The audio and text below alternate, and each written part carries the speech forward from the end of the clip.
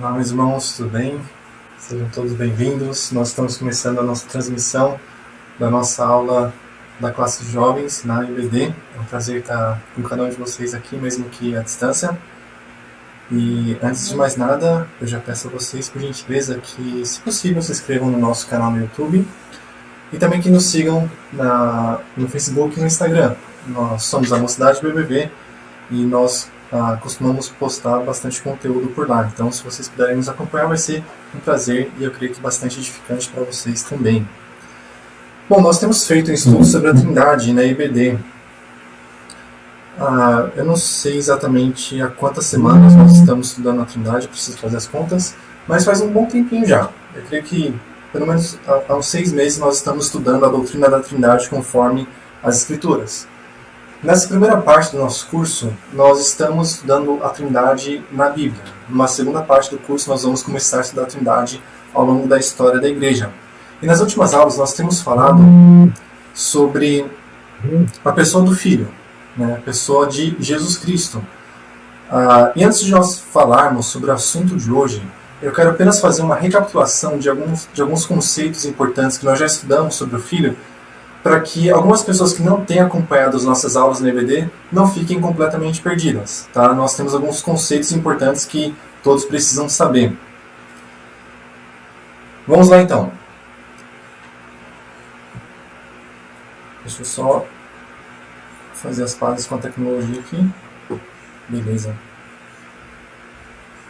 Vamos lá então. Na IBD nós dedicamos algumas aulas a estudar o Filho no Antigo Testamento.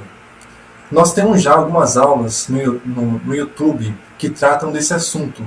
Tá? Então, se vocês quiserem aprender mais sobre o Filho no Antigo Testamento, deem uma olhada nas aulas que a Esté postou lá na semana passada. Vamos lá então. No seu estado pré-encarnado, o Filho se apresentava visivelmente como o anjo do Senhor. Nós falamos muito a respeito desse assunto nas nossas aulas. Aparece no Antigo Testamento a figura bastante enigmática do anjo do Senhor. Ele possui algumas características que são interessantíssimas. Tá? A expressão anjo do Senhor significa mensageiro do Senhor. O termo hebraico para anjo é malar. Malar significa literalmente mensageiro. Jesus, então, o Filho, se manifestava no Antigo Testamento como mensageiro do Senhor, como aquela pessoa que trazia uma mensagem da parte de Jeová, da parte de Deus, o Pai. E o Filho, quando se manifestava no Antigo Testamento como o anjo do Senhor, ele se manifestava sempre em forma perfeitamente humana. Ele sempre aparecia como um homem comum, com 2 braços, 2 pernas. Ele não aparecia levitando, não aparecia brilhando, não aparecia com uma auréola ou com um par de asas. Ele aparecia como um ser humano perfeito, a ponto de que as pessoas que o viam não conseguirem reconhecer que estavam diante do anjo do Senhor. As pessoas que o viam pensavam que estavam diante de um profeta, de um homem comum. Mas, ao mesmo tempo, quando as pessoas se davam conta de que estavam não diante de um profeta comum, mas estavam diante do próprio anjo do Senhor, elas reconheciam imediatamente que estavam diante do próprio Deus. Só que conforme a teologia bíblica, em especial a teologia do Antigo Testamento, existe apenas um único Deus verdadeiro. O Senhor, que tinha enviado o seu mensageiro, o seu anjo, para levar uma mensagem a um ser humano ou a toda a nação de Israel, era uma pessoa distinta do anjo do Senhor. E essas 2 pessoas distintas eram, ao mesmo tempo, o único Deus verdadeiro. Não se tratava de 2 deuses diferentes. Tratava-se apenas de um único Deus. Tratava-se apenas do único Deus verdadeiro. Então, o anjo do Senhor era, em um sentido, uma pessoa distinta do Senhor, que o tinha enviado. Em outro sentido, era identificado com o próprio Senhor que o tinha enviado. Tratava-se do mesmo Deus e não de deuses diferentes. Tá? E no Antigo Testamento, apesar de o anjo do Senhor aparecer em forma perfeitamente humana, o Filho não tinha ainda assumido a natureza humana. O Filho assumiria a natureza humana de forma perfeita apenas quando ele encarnasse, apenas quando a sua natureza divina fosse somada à natureza humana no ventre de Maria. Tá? No Antigo Testamento, então, quando o Filho aparecia como o anjo do Senhor, Ele ainda não possuía a natureza humana perfeita, por mais que ele se manifestasse em forma perfeitamente humana. Aqui é preciso que nós utilizemos os termos com bastante cautela. Eu disse que o Filho, quando se manifestava como o anjo do Senhor, aparecia em forma de homem. Ele não era um homem. O Logos, ou o Filho, no período do Antigo Testamento, antes da encarnação, existia no estado incorpóreo. Tá? E o que acontecia com o Filho no Antigo Testamento é semelhante ao que acontece com os anjos. Os anjos são descritos na Bíblia como espíritos. O autor de Hebreus os define como espíritos ministradores enviados a serviço daqueles que hão de herdar a salvação. Os anjos, portanto, são seres espirituais. Mas os anjos, na Bíblia, com muita frequência, aparecem em forma humana também. Eles aparecem como homem. Isso não significa que os anjos tenham a natureza humana. Isso significa que eles se materializam e aparecem como homem, exatamente como acontecia com o anjo ou mensageiro do Senhor no Antigo Testamento, que era a materialização do Filho de Deus ou do Logos de Deus, se vocês preferirem. Logos significa palavra. E esse é o termo que o apóstolo João utiliza no primeiro versículo do seu Evangelho. No princípio era a palavra, o Logos, e o Logos estava com Deus e o Logos era Deus. Quando nós nos referimos ao estado pré-encarnado do Filho, nós usualmente nos referimos a ele como Logos, ou como palavra, ou mesmo como Filho. Tá bom? Então, se na aula eu utilizar os termos Logos, palavra, ou Filho, eu estou me referindo à mesma pessoa, a segunda pessoa da Santíssima Trindade. Beleza. Então, isso foi o que nós estudamos, bem resumidamente, ao tratarmos da Trindade no Antigo Testamento, em especial ao tratarmos da pessoa do Filho no Antigo Testamento. Seguindo, vamos falar um pouco agora sobre o estado de humilhação do Filho. Nós falamos sobre isso também durante algumas aulas na IBD. Nós definimos que pela ação miraculosa do Espírito, o Filho se tornou um homem, e esse homem receberia o nome de Jesus. Porém, quando o Filho se tornou homem, quando ele se fez carne, para utilizar os termos do apóstolo João, ele não deixou de ser Deus. O Filho não abriu mão da sua divindade ao se fazer homem. A natureza humana se somou à sua natureza divina.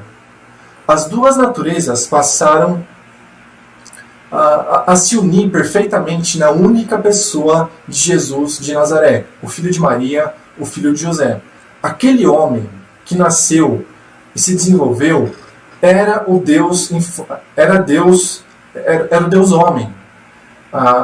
Aquele homem que estava se desenvolvendo cada vez mais, que estava tomando corpo, aquela criança que aprendeu a falar, que aprendeu a andar, que aprendeu a se expressar, que aprendeu a escrever, que aprendeu a ler, era o próprio Deus. O Filho não abandonou a sua divindade ao se tornar um homem. Jesus Cristo era o Deus homem quando esteve na Terra. Isso é muito importante que nós tenhamos de forma muito clara em nossas mentes. O Filho de Deus não abriu mão da sua divindade ao encarnar. Ele continua sendo perfeitamente Deus e a partir daquele momento se tornou perfeitamente homem. Jesus é, portanto, o Deus homem. E por que nós chamamos esse estado de humilhação? O Filho, naquele momento, optou livremente por abandonar a glória celestial e se submeter às limitações e fraquezas da humanidade, vivendo em total dependência do Pai. O Filho de Deus, enquanto exerceu seu ministério terreno, viveu em total e perfeita dependência do Pai. Ele sabia o que o Pai lhe concedia saber, ele fazia o que o Pai lhe concedia fazer, ele falava e ensinava o que o Pai lhe concedia falar e ensinar. Tá? O Filho livremente optou por viver em total dependência do seu Pai durante o seu ministério terreno. Ele submeteu voluntariamente às limitações e fraquezas da natureza humana. O Filho de Deus, Jesus Cristo, enquanto esteve exercendo seu ministério terreno, continuava sendo onipotente quanto à sua essência. Ele continuava mantendo esse atributo divino. Ele continuava sendo onipresente em sua essência. Ele continuava mantendo esse atributo exclusivamente divino. Mas, ao mesmo tempo, esses seus atributos divinos estavam funcionalmente limitados pela sua humanidade. Tá? Dê uma olhada nessa citação de Franklin Ferreira e Alan Myatt em sua teologia sistemática. Os dois autores dizem o seguinte: no estado de humilhação, os atributos divinos de Jesus estavam funcionalmente limitados pela sua humanidade, mas não reduzidos na sua essência. Isso foi o que nós acabamos de dizer, né? Jesus Cristo continuava mantendo todos os seus atributos divinos, mas esses seus atributos divinos estavam funcionalmente e circunstancialmente limitados pela sua humanidade. Por mais que Jesus continuasse sendo onipresente quanto à sua essência, a sua onipresença estava funcionalmente limitada pela sua humanidade. Tá? Jesus, durante seu ministério terreno, estava onde ele estava. Se você quisesse conversar com Jesus, você teria que se dirigir até ele. Tá bom? Continuando a citação, ele ainda tinha poder para ser onisciente, onipresente, etc. O que temos é uma limitação circunstancial no exercício de seu poder e capacidades. Por isso nós chamamos esse estado de Jesus de estado de humilhação, porque era abrir mão da sua glória celestial para viver em total dependência do Deus Pai aqui na Terra. Ele se limitou voluntariamente. Ele teve os seus atributos divinos limitados pela sua humanidade. Ele sentia fome, ele sentia sede, ele sentia sono, ele sentia dor, ele estava suscetível a enfermidades. Enfim, o Filho de Deus, ao assumir a natureza humana, a assumiu perfeitamente. Tá? Ele continua sendo homem ao longo de todo o seu ministério terreno, mas não somente isso. Como nós vimos na semana passada, ao tratarmos da ressurreição do Filho de Deus, Jesus não deixou de ser homem depois que ressuscitou. Nós começamos a falar na semana passada sobre o estado de exaltação do Filho. E esse estado de exaltação tem 4 fases: ressurreição, ascensão, assentamento à destra do Pai e segunda vinda. Na última aula, então, nós falamos sobre a ressurreição e nós vimos, em suma, que o Filho de Deus não deixou de ser homem ao ressuscitar, assim como ele não tinha deixado de ser Deus ao encarnar. Então eu coloquei para vocês aqui, no quadro, essa frase, que é um tanto chiclete, né, para que vocês possam entender bem o que nós temos falado até aqui. Ela resume muito bem o que nós falamos a respeito da pessoa do Filho.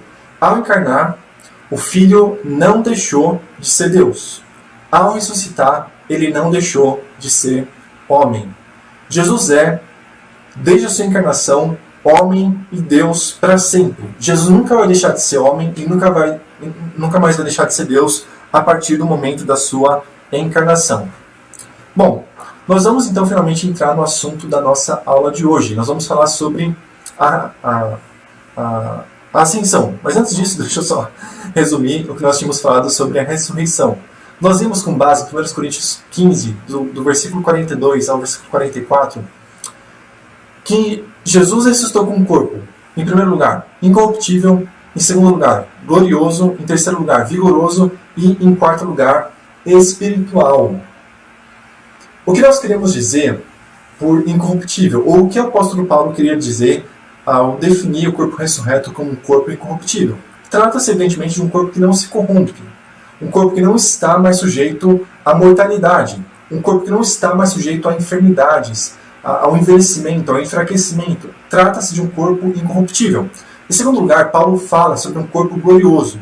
O corpo ressurreto é um corpo glorioso, é um corpo revestido de virtude e de glória. É um corpo revestido de tudo aquilo que é bom, de tudo aquilo que é virtuoso. Em terceiro lugar, Paulo fala desse corpo como um corpo vigoroso ou poderoso. Não se trata de um corpo fraco e frágil como o que nós possuímos hoje. Um corpo que facilmente pode ser infectado por um vírus, um corpo que facilmente pode parar de funcionar caso nós soframos algum tipo de acidente. O nosso corpo, atualmente, é um corpo fraco e frágil. Mesmo as pessoas mais fortes desse mundo, mesmo aqueles homens que levantam não sei quantos quilos no supino, são pessoas fracas e frágeis. Os seus corpos estão se corrompendo dia após dia, estão se tornando cada vez mais fracos, estão se corrompendo, estão cada vez mais próximos da morte. Mas o corpo ressurreto é um corpo forte, é um corpo vigoroso, um corpo potente. Esse é o corpo com o qual o nosso Senhor Jesus Cristo ressuscitou. Em quarto e último lugar, esse corpo é um corpo espiritual. O que isso significa? Não significa que o corpo com o qual Jesus ressuscitou era um corpo de um espírito, como se Jesus não tivesse ressuscitado fisicamente. Não, Jesus certamente ressuscitou em corpo. A ressurreição de Jesus Cristo foi uma ressurreição corpórea. Tá? O que Paulo quer dizer então ao ao afirmar que o corpo da ressurreição é um corpo espiritual? Ele quer dizer que esse corpo não está mais sujeito ao pecado e à tentação. Tá? No presente, nós somos acossados pelo pecado. O pecado nos faz insinuações, o pecado quer nos levar à morte, o pecado está constantemente nos fazendo propostas. Nós estamos sujeitos ao pecado no presente, nós estamos sujeitos às tentações do presente. Mas o corpo da ressurreição é um corpo espiritual. Nós constantemente nos referimos a certas pessoas que nos parecem especialmente santas, como pessoas espirituais. Aquele crente é um crente espiritual. E é exatamente com esse sentido que o apóstolo Paulo utiliza o termo espiritual aqui. Um corpo espiritual é um corpo que não pode mais ser tentado. É um corpo que é perfeitamente santo. É um corpo que foi perfeitamente aperfeiçoado do ponto de vista moral. Beleza, então vamos agora finalmente falar sobre a ascensão do nosso Senhor Jesus Cristo, que é o segundo estágio da sua glorificação. Vamos lá então. O que seria a ascensão? Infelizmente, esse tema tem sido muito negligenciado nos últimos séculos, eu diria. Pouca atenção tem se dado à ascensão do nosso Senhor Jesus Cristo, mas ela tem um significado importantíssimo para nós, e sem ela, a obra de Cristo em nosso favor não estaria completa. Sem a ascensão, nós não poderíamos ser salvos. A ascensão é a transição espacial do Deus-homem, Jesus, que depois de ressuscitar, ascendeu ao céu com o seu corpo glorificado. Jesus, então, como nós já definimos, ressuscitou com um corpo físico. Ele não deixou de ser homem após a ressurreição. Ele ressuscitou como homem e também como Deus, evidentemente. E ele ascendeu ao céu com esse corpo glorificado que nós acabamos de descrever no slide anterior. Eu quero ler com vocês dois textos bíblicos que narram a ascensão do Senhor Jesus Cristo aos céus. O primeiro deles se acha no Evangelho de Lucas, capítulo 24. Lucas 24, do versículo 50 até o versículo 53. Lucas 24, do 50 até o 53. Lucas 24, do 50 até o 53. E levou-os fora até Betânia, e levantando as mãos, os abençoou. E aconteceu que, abençoando eles, se apartou deles e foi elevado ao céu. E adorando eles, tornaram com grande júbilo para Jerusalém. E estavam sempre no templo, louvando e bendizendo a Deus. Amém. Esse texto, então, é do evangelista Lucas, e ele descreve para nós a ascensão do Senhor Jesus. Jesus abençoou os seus discípulos, então se apartou deles, sendo elevado aos céus. Esse mesmo Lucas, no seu livro chamado Atos dos Apóstolos, fala mais a respeito da ascensão do nosso Senhor. Abram suas Bíblias em Atos capítulo 1. Nós vamos ler agora do versículo 11, do versículo 6 até o versículo 11. Atos 1, do 6 até o 11. Atos 1, do 6 até o 11. Eu vou ler aqui. Aqueles, pois, que se haviam reunido, perguntaram-lhe, dizendo: Senhor, restaurarás tu neste tempo o reino a Israel? E disse-lhes: Não vos pertence saber os tempos ou as estações que o Pai estabeleceu pelo seu próprio poder, mas recebereis a virtude do Espírito Santo que há de vir sobre vós, e sereis testemunhas, tanto em Jerusalém, como em toda a Judéia e Samaria, e até os confins da terra. E quando dizia isso, vendo eles, foi elevado às alturas, e uma nuvem o recebeu, ocultando a seus olhos. Estando com os olhos fitos nos céus, enquanto ele subia, eis que junto deles se puseram dois varões vestidos de branco, os quais lhe disseram: Varões galileus, por que estáis olhando para o céu? Esse Jesus, que dentre vós foi recebido em cima no céu, há de vir, assim como para o céu o vistes ir. Então Lucas, nesses dois textos, descreve para nós a ascensão do Senhor Jesus Cristo. Jesus estava se comunicando com seus discípulos, estava dando a eles mandamentos, instruções, abençoando-os, quando então, de repente, ele subiu aos céus e se ocultou deles numa nuvem. Jesus então subiu aos céus. É isso que nós chamamos de ascensão. Tá bom? Seguindo. A partir da ascensão, Jesus passou a estar fisicamente ausente do mundo e corporalmente presente no céu. Se nós nos perguntamos a respeito das pessoas, dos nossos queridos que já morreram, nós temos uma resposta. Se alguém pergunta, por exemplo, onde está o meu avô, a minha resposta é: ele está morto. É impossível que nós o achemos neste mundo, porque ele se foi. Se alguém pergunta onde está o apóstolo Paulo, se alguém procura pelo apóstolo Paulo neste mundo, certamente não vai encontrá-lo. Por quê? Porque o apóstolo Paulo já morreu, ele não está mais entre nós. Agora, se alguém pergunta onde está Jesus, a resposta é: Jesus ressuscitou. Mas onde ele está? Onde nós podemos encontrá-lo? Para que país nós temos que viajar para encontrar o nosso Senhor? Bom, é impossível que nós encontremos o nosso Senhor no mundo, porque ele está agora fisicamente ausente deste mundo. Ele não está mais presente em forma física neste mundo. O seu corpo humano, com o qual ele ressuscitou, aquele corpo físico, está agora corporalmente no céu, está fisicamente no céu. Tá bom? Por isso é impossível que nós achemos Jesus fisicamente neste mundo, porque o seu corpo agora está no céu. Depois de ressuscitar, Jesus ascendeu aos céus, onde ele se acha até hoje. E uma vez que Jesus tenha ascendido aos céus, uma vez que Jesus tenha subido aos céus, ele recobrou aquela glória celestial da qual ele tinha abdicado no seu estado de humilhação. Nós já vimos pausadamente no nosso curso que Jesus tinha abdicado da glória celestial ao se fazer homem e habitar entre nós. No seu estado de humilhação, Jesus estava ausente da sua glória celestial, estava privado da sua glória celestial. Mas uma vez que ele tenha voltado para o céu, de onde ele tinha saído, ele recobrou toda aquela sua glória celeste. E há dois textos do Evangelho de João que eu gostaria de ler junto com vocês. O primeiro deles se acha no capítulo 16. João, capítulo 16, versículo 28. João 16, 28.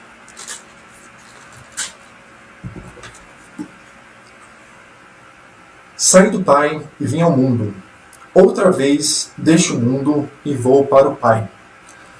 Jesus fala aqui sobre a sua preexistência. O Filho não passou a existir no momento em que ele foi concebido pela ação do Santo Espírito de Deus no ventre de Maria. O Filho sempre existiu, porque o Filho é Deus, e Deus, por definição, é eterno. Jesus já existia antes de nascer. O Filho já existia antes de nascer. Tá? Então Jesus saiu do Pai e veio ao mundo. E com a ascensão, ele sai do mundo e volta para o Pai. E ainda, no capítulo seguinte, capítulo 17, versículo 5, vejam o que o Senhor Jesus Cristo diz. E agora, glorifica-me tu, ó Pai, junto de ti mesmo, com aquela glória que tinha contigo antes que o mundo existisse. Jesus, então, segundo suas próprias palavras, ao ascender aos céus, depois da sua ressurreição, recobra a glória da qual ele tinha aberto mão. Jesus tinha aberto mão da sua glória celestial, e ele recobra essa glória depois da sua ascensão, depois da sua volta ao céu. Então Jesus, depois de ser maximamente humilhado, ascendeu ao céu como o Rei do universo. Jesus foi desprezado pelos homens. Ele foi açoitado, ele foi cuspido, ele foi esbofeteado, ele foi crucificado.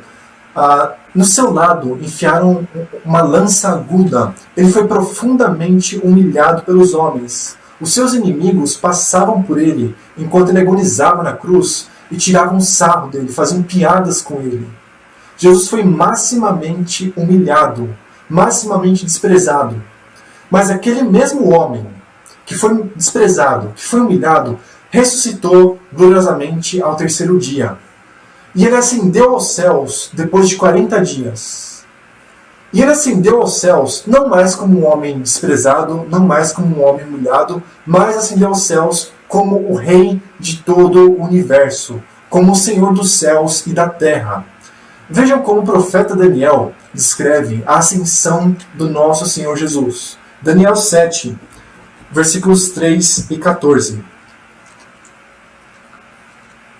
Daniel 7, versículos 13 e 14. Daniel 7, versículos 13 e 14. Assim diz o profeta. Eu estava olhando nas minhas visões da noite, e eis que vinha nas nuvens do céu um como filho do homem, e dirigiu-se ao ancião de dias, e o fizeram chegar até ele. E foi-lhe dado o domínio, e a honra, e o reino, para que todos os povos, nações e línguas o servissem. O seu domínio é um domínio eterno, que não passará, e o seu reino, o único que não será destruído. É com esses termos que o profeta Daniel descreve a ascensão do nosso Senhor. Jesus não ascendeu aos céus como um coitadinho. Ele ascendeu aos céus como um rei do universo. A ele foi atribuída glória, honra e louvor para todos sempre. Sobre a cruz do nosso Senhor havia uma inscrição.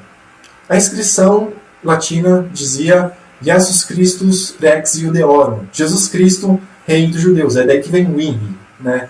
E essa era uma descrição pejorativa de Jesus. As pessoas estavam, de certa forma, dizendo, olha, esse homem que se diz Rei dos Judeus, esse homem que se diz Rei de Israel, é um pobre coitado que está crucificado nesse momento. Mas aquele homem que as pessoas que o assistiam reputavam por um coitado, por um desprezado, por um amaldiçoado por Deus, ressuscitou gloriosamente e ascendeu aos céus como o Rei de toda a criação, como o Rei de todo o universo. Jesus não era simplesmente o Rei dos Judeus. Ele é o Rei de todo o mundo, o Rei de todo o universo. Além disso, com a sua ascensão, Jesus deixou de lado as limitações do tempo e espaço. Enquanto Jesus estava exercendo o seu ministério terreno, se Pedro queria falar com ele, devia procurá-lo, devia se encaminhar até Jesus. Enquanto Jesus estava aqui na terra, exercendo o seu ministério terreno, como nós já definimos, ele estava limitado pela sua humanidade. Ele não tinha deixado de ser Deus, mas a sua divindade estava limitada pela sua humanidade. Bom, quando Jesus voltou para os céus, quando ele ascendeu aos céus, ele deixou completamente de lado as suas limitações terrenas. Ele voltou a fazer pleno uso de todos os seus atributos divinos nos céus. Se hoje nós quisermos falar com Jesus Cristo, nós podemos simplesmente dirigir a nossa oração a Ele. Ainda que todos os seres humanos que existem no planeta Terra dirigissem ao mesmo tempo a sua oração ao Senhor Jesus Cristo, Ele ouviria a todas elas. Por quê? Porque o Cristo, assunto aos céus, não possui mais limitações do tempo e do espaço. Ele pode ouvir todas as pessoas do mundo ao mesmo tempo. Ele tem o poder de estar presente, em um sentido pelo menos, em todos os lugares do universo ao mesmo tempo. Jesus pode saber nesse exato momento o que está acontecendo na galáxia mais longínqua e o que está acontecendo dentro das nossas células. Jesus tem um conhecimento pleno e exaustivo de tudo que acontece no universo. Ele volta então a fazer pleno uso de todos os seus atributos divinos depois da ascensão. E no presente, Jesus governa todo o universo de forma absolutamente soberana. Só que ele atua hoje de forma invisível, porque como nós já definimos, Jesus não está mais fisicamente e corporalmente presente no mundo. Ele voltou para o céu. Jesus está fisicamente no céu. Tá?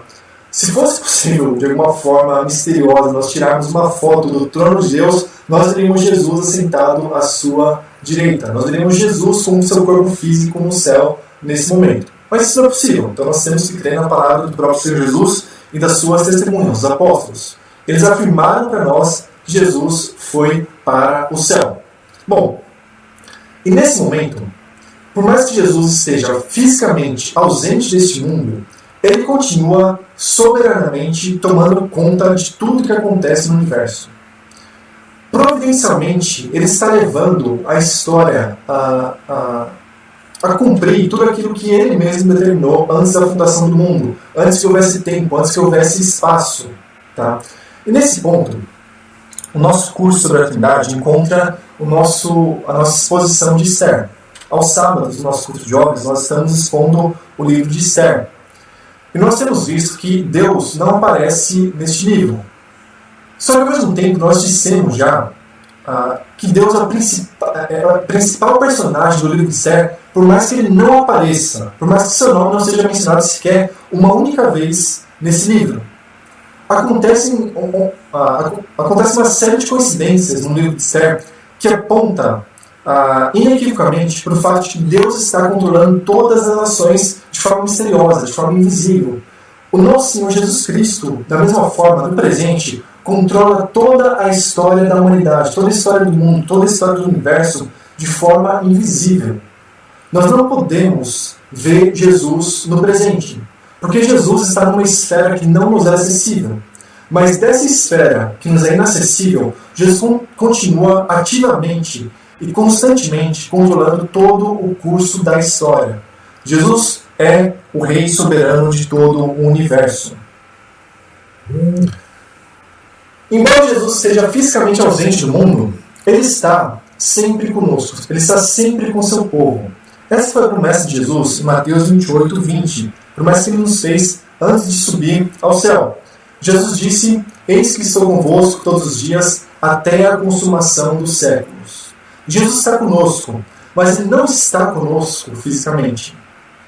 Quando eu vou para o trabalho, quando eu vou ter aula, enfim, quando eu saio pelas ruas, Jesus não está fisicamente ao meu lado, mas ele está, em outro sentido, comigo.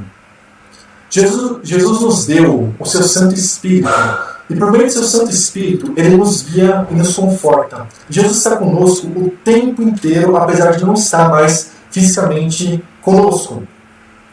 E ele estará conosco espiritualmente até que ele nos leve para o lugar onde ele está. Eu gostaria de ler juntamente com vocês mais um texto da Palavra de Deus, mais um texto do Evangelho de João, dessa vez capítulo 14. João 14, nós vamos ler do versículo 1 até o versículo 6. João 14, do 1 até o 6. João 14, do 1 até o 6. Vamos lá. Não se turbe o vosso coração. Credes em Deus, crede também em mim. Na casa de meu Pai há muitas moradas. Se não fosse assim, eu vou teria dito, pois vou preparar-vos lugar. E se eu for, e vos preparar lugar, virei outra vez, e vos levarei para mim mesmo, para que, onde eu estiver, estejais vós também. Mesmo vós sabeis para onde vou, e conheceis o caminho. Disse Tomé: Senhor, nós não sabemos para onde vais, como podemos saber o caminho? Disse-lhe Jesus: eu sou o caminho e a verdade e a vida. Ninguém vem ao Pai, senão por mim. Nesse texto, Jesus também fala sobre a sua ascensão, sobre a sua volta para o céu. E esse é um texto especialmente importante para mim, significativo para mim. Eu me lembro que quando eu era bem pequeno ainda, eu era apenas uma criança, o meu avô Antônio, já falecido, me fez decorar esse texto. Sempre que nós estávamos juntos, pela manhãzinha, bem cedo, ele lia a Bíblia juntamente comigo, me ensinava a Bíblia, e esse foi um dos textos que ele me fez decorar. Então esse texto sei de cor desde a minha infância. E esse texto fala justamente sobre a ascensão de Cristo. E o nosso Senhor nos ensina, nesse texto, que ele voltaria para o Pai, voltaria para o céu, e nos prepararia lugar. Jesus está no céu, preparando lugar para nós. Todo o seu povo terá lugar no céu. Não existe possibilidade de um filho de Deus, genuíno, que tem fé em Jesus Cristo, chegar no céu e Deus então lhe dizer: olha, meu filho, infelizmente as vagas acabaram, não há mais espaço para você no céu. Você crê em Jesus, mas você vai ficar sem espaço. Não! A casa de Deus no céu é uma casa enorme, um palácio com muitos e muitos cômodos, com muitos e muitos quartos. Haverá espaço para todo mundo na casa celestial de Deus. E esse espaço está sendo preparado para nós pelo nosso Senhor Jesus Cristo, que ascendeu aos céus. No presente, Ele nos conforta. No presente, Ele nos guia.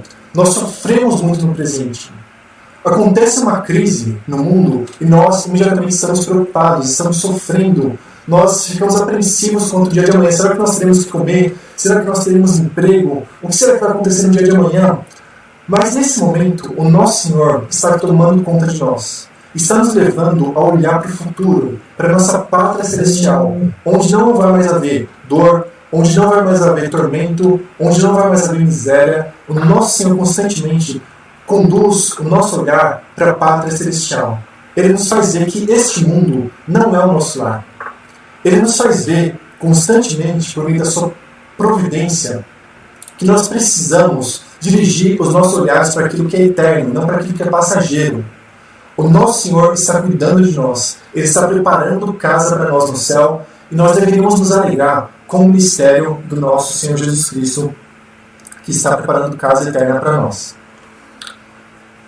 O nosso Senhor vai nos dar um corpo glorificado como o seu, para que nós possamos, assim como Ele, ascender também ao céu, para que nós possamos vê-lo face a face e para que nós possamos estar com Ele fisicamente para sempre.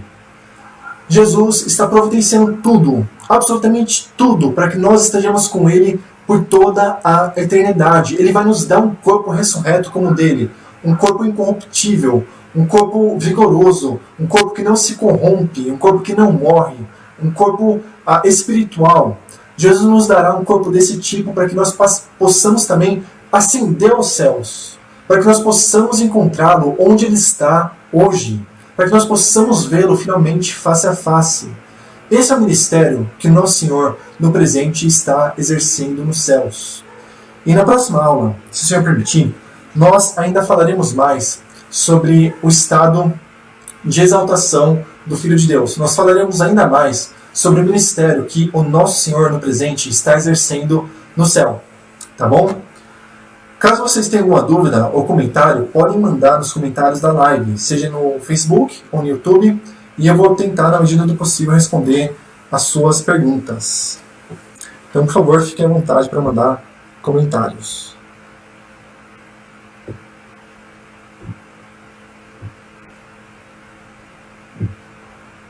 Chegou a pergunta aí? Certo.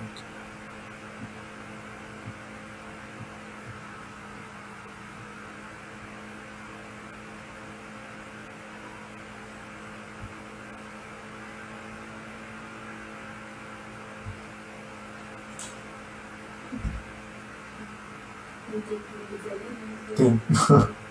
Tá com uns 15 segundos de atraso.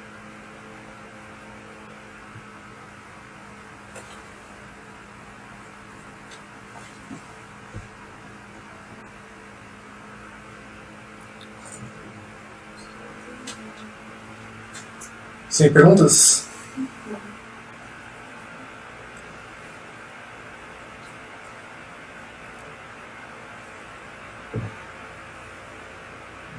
Nada. Espera só mais uns segundinhos para ver se chega alguma pergunta. Tarcísio. Tarcísio perguntou: antes de pecar, Adão e Eva tinham um corpo espiritual?